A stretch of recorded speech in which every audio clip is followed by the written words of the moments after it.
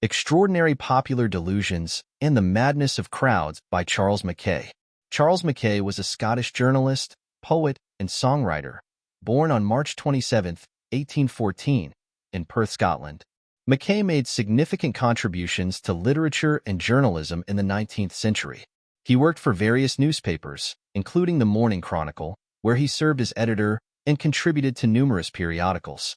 Mackay's interest in social phenomena and his critical eye for detail are evident, particularly in his seminal work, Extraordinary Popular Delusions and the Madness of Crowds, which was published in 1841, a time of significant social, economic, and political change. The early 19th century saw the Industrial Revolution transforming economies and societies, leading to rapid urbanization and the rise of new social classes. This period also experienced various speculative bubbles, financial crises, and social movements, providing rich material for Mackay's exploration of collective human behavior. The societal shifts and the emergence of new forms of mass communication, such as newspapers and pamphlets, made it possible for ideas, both rational and irrational, to spread more rapidly and widely than ever before. Mackay's book aims to investigate and document instances of collective irrationality throughout history. By examining various episodes of mass hysteria, speculative manias, and social delusions, Mackay seeks to understand why large groups of people often engage in irrational and self-destructive behavior. The book's purpose is multifaceted. Mackay provides historical accounts of well-known and obscure instances of crowd madness to educate readers about the dangers of collective delusion. By highlighting the recurring patterns of mass hysteria and financial bubbles, Mackay warns contemporary and future readers about the potential pitfalls of blindly following the crowd. Mackay delves into the psychological and social mechanisms that drive these phenomena, offering insights into human nature and the susceptibility of individuals to collective influences. The relevance of the book lies in its timeless exploration of human behavior.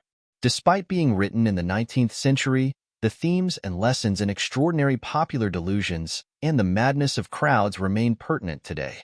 The book provides a valuable framework for understanding modern instances of crowd behavior, such as financial market bubbles, social media-driven phenomena, and political movements. By studying the past, Mackay offers insights that can help individuals recognize and resist the allure of irrational collective behavior in the present and in the future. In Part 1, Mackay offers a keen insight into the nature of human psychology when swept up in speculative manias. He observes that throughout history, individuals and societies have been prone to bouts of irrational exuberance, driven by greed, herd mentality, and the allure of quick wealth.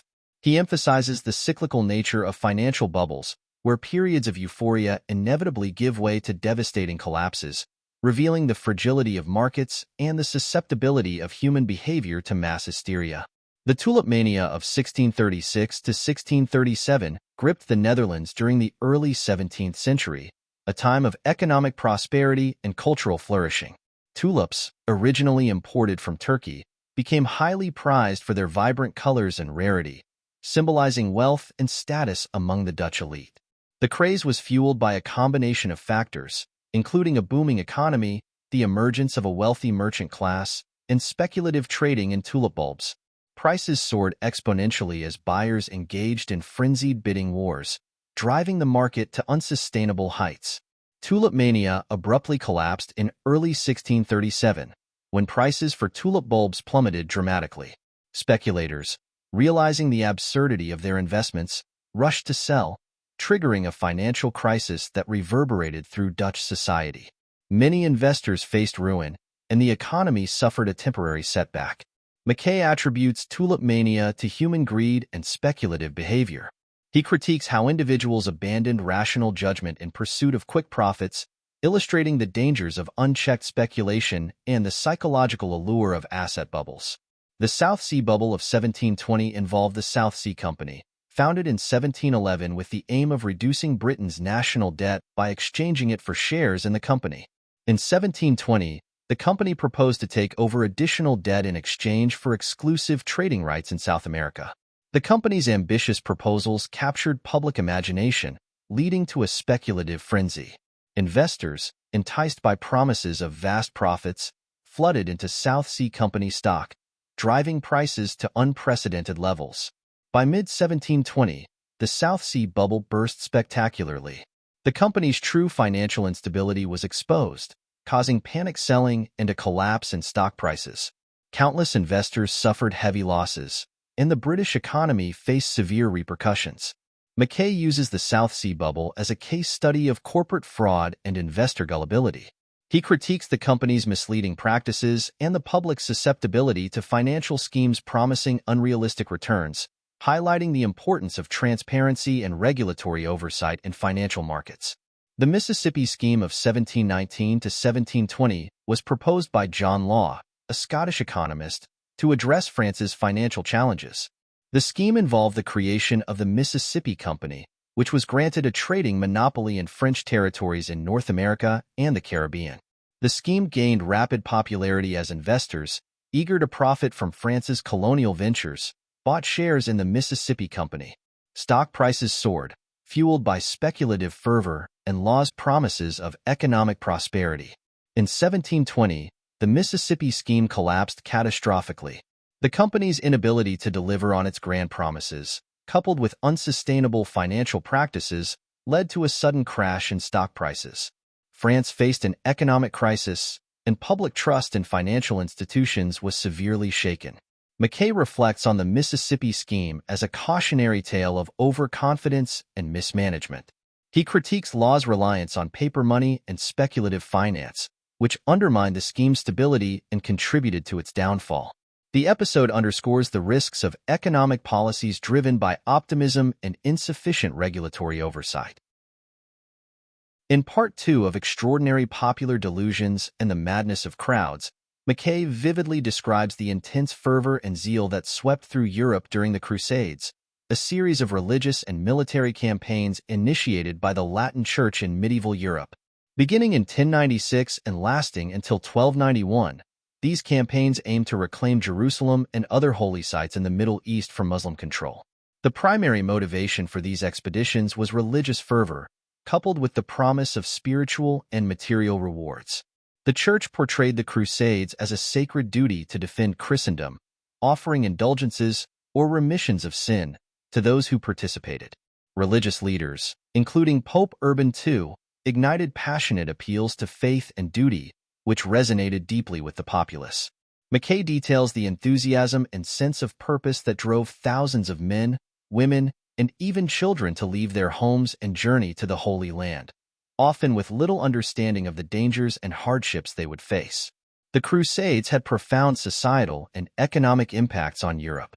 Many nobles sold or mortgaged their lands to finance their participation, leading to significant shifts in wealth and power. The campaigns also facilitated the growth of trade and cultural exchange between Europe and the Middle East, introducing new goods, ideas, and technologies. However, the Crusades also resulted in significant loss of life, destruction, and long-term religious and ethnic tensions.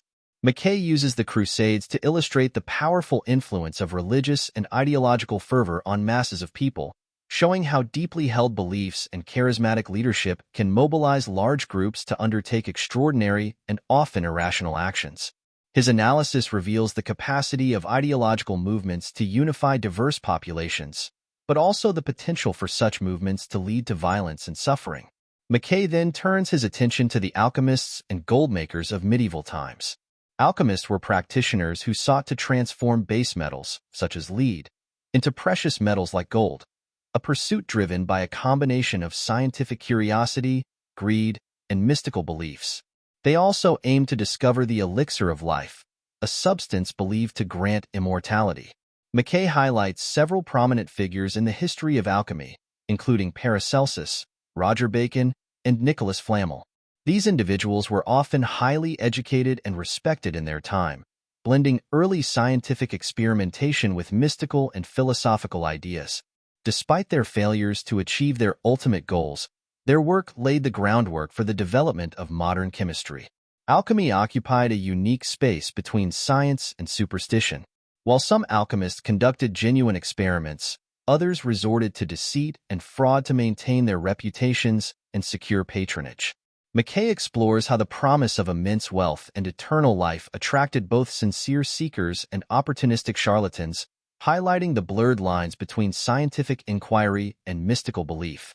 He critiques the persistence of irrational beliefs and the human tendency to pursue elusive dreams despite overwhelming evidence to the contrary, arguing that alchemy, while contributing to scientific progress, also exemplifies the enduring allure of quick fixes and magical solutions.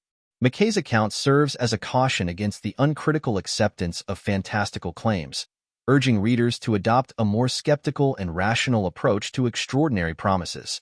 Finally, Mackay examines the witch mania of the 16th and 17th centuries, driven by a combination of religious, social, and political factors. The Protestant Reformation and the Catholic Counter-Reformation heightened religious tensions, leading to increased fear of heresy and devil worship. Widespread social upheaval, economic hardship, and the spread of plague also contributed to the scapegoating of individuals, particularly women, as witches. Mackay details several notable witch trials, including the infamous Salem witch trials in Massachusetts and the Würzburg and Bamberg witch trials in Germany. These cases often involved mass hysteria, with accusations based on flimsy evidence, forced confessions, and brutal punishments. Thousands of individuals, mostly women, were executed or imprisoned based on accusations of witchcraft. Fear, superstition, and the authority of religious and secular leaders played crucial roles in the spread of witch hunts. Mackay examines how fear of the unknown, combined with religious and cultural superstitions about the devil and witchcraft, created a fertile ground for accusations. He also highlights the role of authorities in perpetuating and legitimizing the hunts, often using them to consolidate power or distract from other social issues. The witch mania had devastating consequences for society, leading to the loss of countless lives, the erosion of trust within communities, and the perpetuation of gender-based violence and discrimination. Mackay emphasizes the lasting impact of these events on the collective psyche and the importance of critical thinking and skepticism in preventing similar episodes of mass hysteria and persecution in the future. In Part 3 of Extraordinary Popular Delusions and the Madness of Crowds, Mackay delves into various peculiar practices that have captivated human imagination. One such concept is the brooding spirit, which refers to a melancholic obsession that grips individuals, leading them into deep, persistent sadness and despair. This phenomenon encompasses various forms of emotional and psychological disturbances, such as chronic melancholy, depression, and fixations on tragic or morbid thoughts. Mackay describes instances where individuals become consumed by their obsessions, resulting in significant changes in behavior and outlook on life. Exploring the psychological dimensions of the brooding spirit, Mackay notes how personal traumas, unresolved grief, and emotional distress can lead to such states. He also delves into the social dimensions, examining how societal expectations, cultural narratives, and the collective consciousness can influence and exacerbate these conditions. Emphasizing the interplay between individual psychology and broader social influences, Mackay offers a nuanced understanding of melancholic obsessions. His perspective on mental health is progressive for his time, acknowledging the seriousness of mental health issues and the need for compassion and understanding. He critiques societal tendencies to stigmatize and isolate those suffering from melancholic conditions, advocating instead for a more empathetic and supportive approach. Mackay also draws connections between individual mental health and collective behavior, illustrating how widespread social anxieties and pressures can manifest in personal psychological distress. Mackay then delves into the widespread fascination with haunted houses and ghosts, a phenomenon that transcends cultures and epochs. He notes how tales of supernatural occurrences capture the public imagination, often becoming deeply embedded in local folklore and popular culture.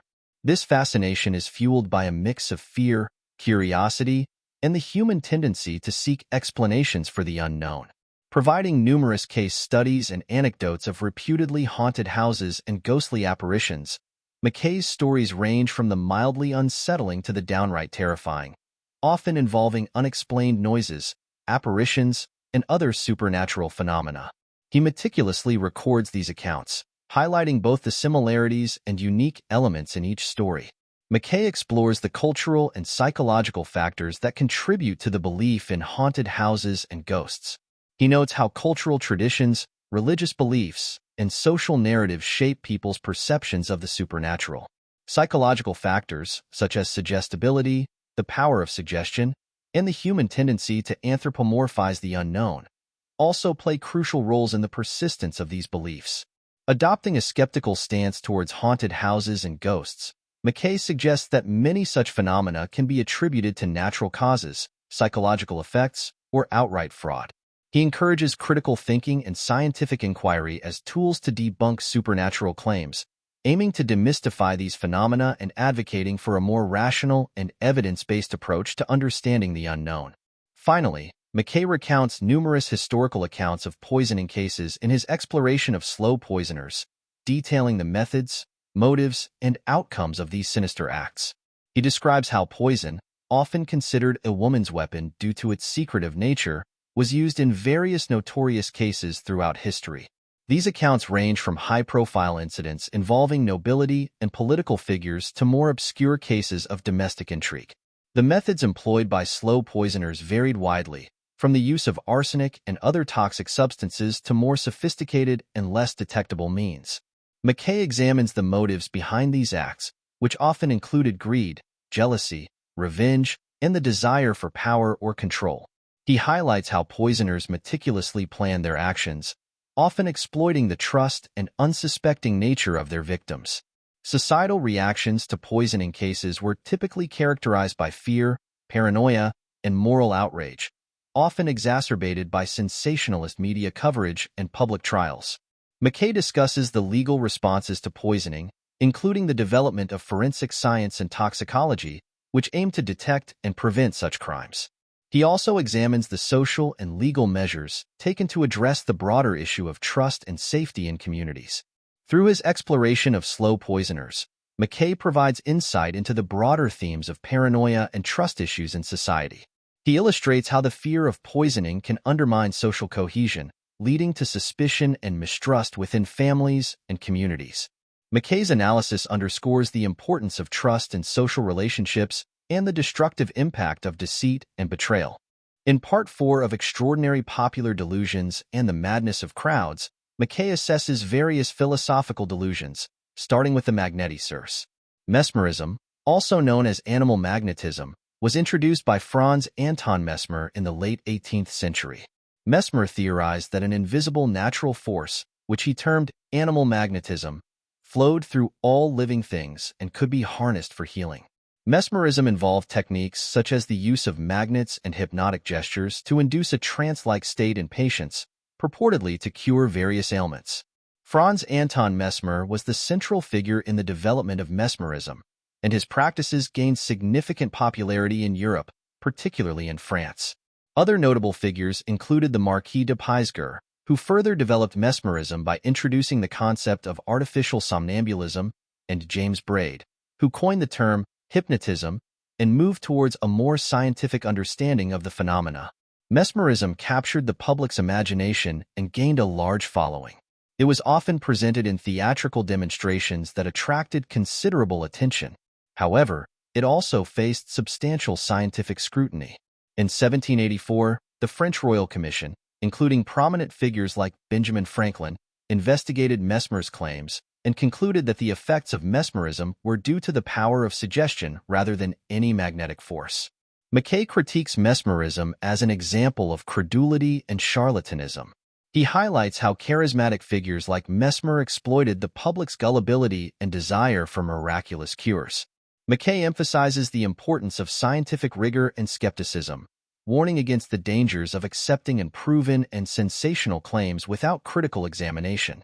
Next, Mackay turns to phrenology, developed by Franz Joseph Gall in the early 19th century. Phrenology posited that the brain is the organ of the mind, and that specific mental faculties are localized in particular areas of the brain. Gall and his followers believed that the shape and size of different parts of the skull could reveal a person's character, intellect, and personality traits. Prominent advocates of phrenology included Johann Spertium, who helped popularize the discipline in Europe and America, and George Combe, who wrote extensively on the subject. Despite its popularity, phrenology faced significant criticism from the scientific community. Skeptics argued that the correlations between skull shapes and personality traits were unscientific and lacked empirical evidence. Phrenology had a notable impact on society, influencing areas such as education, criminology, and employment practices. It provided a seemingly scientific basis for understanding human behavior and intelligence, though it often reinforced social biases and stereotypes. Despite its eventual discreditation, phrenology contributed to the early development of neuroanatomy and the study of brain functions. Mackay reflects on phrenology as a cautionary tale about the dangers of pseudoscience. He underscores the importance of distinguishing between scientific inquiry and speculative theories that lack empirical support. Mackay warns against the allure of seemingly scientific explanations that can mislead individuals and perpetuate unfounded beliefs. Lastly, Mackay examines fortune-telling, which encompasses various forms of divination such as astrology, tarot reading, palmistry, and crystal ball gazing. These practices have been popular across different cultures and historical periods, offering insights into the future, personal guidance, and reassurance. Fortune-telling often involves interpreting signs, symbols, and patterns to predict future events or provide advice. Mackay explores the cultural significance of fortune-telling, noting how it has been deeply embedded in folklore, tradition, and entertainment. He shares personal anecdotes and historical accounts of individuals who sought fortune-tellers for guidance or comfort. Mackay highlights how fortune-telling appeals to the human desire for certainty and the need to make sense of life's uncertainties. Mackay examines the fine line between genuine belief in divination and the potential for exploitation. While some practitioners may sincerely believe in their abilities, others exploit vulnerable individuals for financial gain. Mackay emphasizes the importance of critical thinking and caution when engaging with fortune-telling, recognizing the potential for both harmless entertainment and harmful deception. He reflects on the human desire for certainty and the comfort that fortune-telling can provide. He acknowledges the psychological and emotional needs that drive people to seek divination, particularly in times of uncertainty and stress. However, Mackay also cautions against over-reliance on such practices, advocating for a more rational and evidence-based approach to decision-making and understanding the future. In Extraordinary Popular Delusions and the Madness of Crowds, Charles Mackay documents historical episodes that reveal collective irrationality's impact on human behavior. He begins with financial bubbles like Tulip Mania, the South Sea Bubble, and the Mississippi Scheme, illustrating how mass speculation and greed led to economic catastrophes. Mackay then explores popular follies such as the crusades, alchemy, and witch hunts, driven by religious zeal, superstition, and fear. He examines peculiar practices like melancholic obsessions, haunted houses, and slow poisoning, highlighting the interplay between individual psychology and societal influences. Finally, he scrutinizes philosophical delusions like mesmerism, phrenology, and fortune-telling, exposing the persistence of pseudoscience and the human yearning for certainty. Mackay's message is that human nature is susceptible to collective delusions and irrational behavior, where emotions often eclipse rational thinking, leading societies into folly. His work serves as a cautionary tale about herd mentality, emphasizing the cyclical nature of human folly throughout history. These insights are relevant today, as modern society experiences its own forms of crowd madness. Financial bubbles like the dot-com bubble and the 2008 housing crisis mirror past speculative frenzies. Social media amplifies misinformation, leading to panic buying and conspiracy theories, while political and ideological movements exhibit fervor similar to historical crusades and witch hunts. Mackay's work offers lessons for recognizing and mitigating collective delusions. He advocates for critical thinking, scientific literacy, and skepticism, emphasizing the importance of questioning and verifying information. Understanding historical patterns of crowd behavior can help prevent similar occurrences, aiding in navigating present and future complexities. Mackay's legacy lies in his detailed documentation of historical delusions and advocacy for rational inquiry. His work underscores the importance of critical thinking for discerning truth, making informed decisions, and safeguarding against irrationality. By encouraging a questioning attitude and seeking evidence over hearsay, we honor Mackay's legacy and contribute to a more rational and informed society. Like and subscribe for more.